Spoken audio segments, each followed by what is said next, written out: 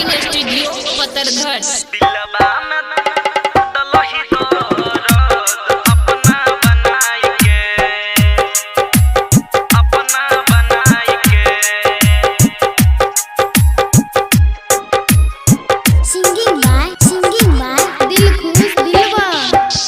दिलबा में दलही दर्द अपना बनाई के, दिलबा में दलही दर्द अपना बनाई के, पागल दीवाना कलही जान सपना दिखाई के, पागल दीवाना कलही जान सपना दिखाई के, दिलबा में दलही दर्द अपना बनाई के,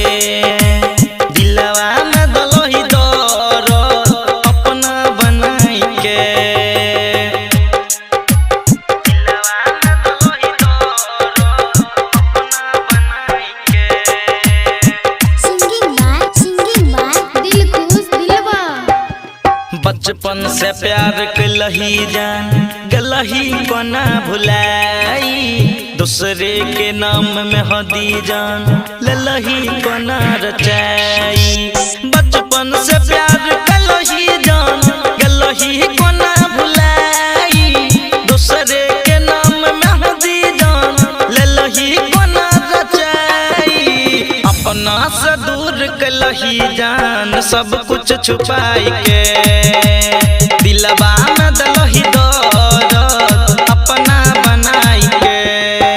जनता रिकॉर्डिंग स्टूडियो पत्थरघाट।